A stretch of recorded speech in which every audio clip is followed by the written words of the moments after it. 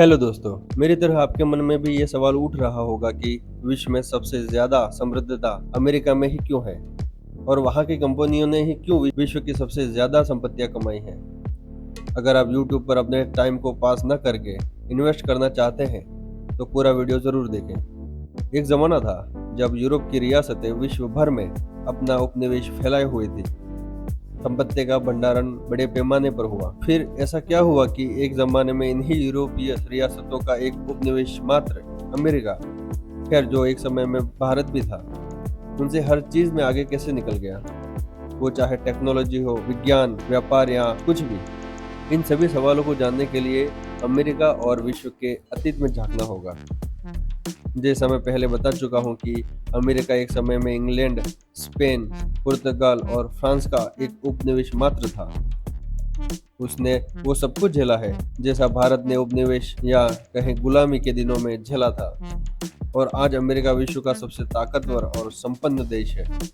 ऐसा कैसे हुआ, आइए जानते हैं इस वीडियो में।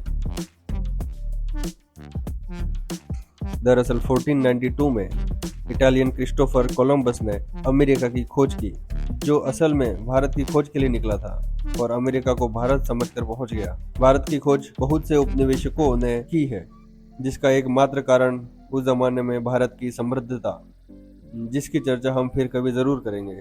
सबसे पहले अमेरिका को कॉलोनी बनाने के उद्देश्य से ही स्पेन ने 1562 में अपनी प्रारंभिक सेटलमेंट स्थापित की। उसके बाद फ्रांसीसी आए और नई कॉलोनियां बसाई।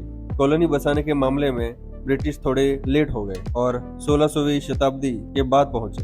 ब्रिटिशर्स ने अमेरिका में 15 मुख्य कॉलोनियां बसाई, जो भविष्य में अमेरिका देश की प्राथमिकी बनी। इन्हीं 13 राज्यों को आधारभूत बनाकर 4 जुलाई 1776 में अमेरिका को आज़ादी मिली।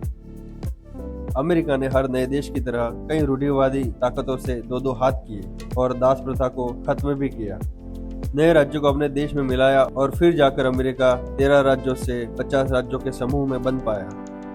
खैर, अमेरिका एक जमाने में यूरोपियन उपनिवेश था और उपनिवेश बनने का दर्द झेला था। फिर भी अपनी मजबूत स्थिति पाने पर मेक्सिको, फिलीपीन, क्यूबा और हवाई जैसे देशों को अपना उपनिवेश बनाया और अमेरिका एक महत्वाकांक्षी उपनिवेशक बनकर वही गीत गाने लगा जो एक जमाने में ब्रिटिश और स्पेन जैसे उपनिवेशक गाते थे। अमेरिका ने 50 राज्यों में से तकरीबन 8 राज्य मेक्सिको से हड़पे हैं। वहीं कुछ राज्य उसने उपनिवेशक फ्रांस, ब्रिटेन और रूस से खरीदे हैं और कुछ पर कब्जा जमाया है, जिसके बारे में विस्तृत जानकारी के लिए अमेरिका का इतिहास पढ़ना जरूरी है। प्रारंभिक अमेरिका में मूलभूत निवासियों को वैसे ही प्रताड़ित किया जिस तरह अन्य उपनिवेशक किया करते थे और मूल निवासियों की जनसंख्या बड़ी तेजी से गिरी। अमेरिका की तरक्की में मुख्य बात मानी जाती है कि उसने विश्व के अप्रवासियों को अपने यहाँ रहने के लिए जगह दी और विश्व के तरह तरह के कल्चर के लोगों ने अमेरिका को दुनिया से एक कदम आगे रखा।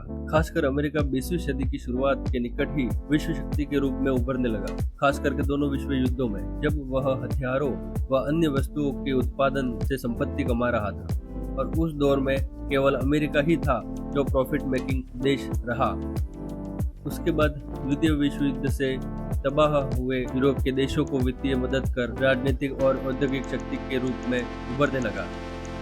उस समय तक केवल सोवियत यूनियन ही था जो अमेरिका को आंखें दिखा रहा था, पर वो भी कम्युनिज्म सिस्टम के फेल हो जाने के बाद धराशायी हो गया और अमेरिका विश्व पटल पर सर्वशक्ति के रूप में स्वीकृत किया गया।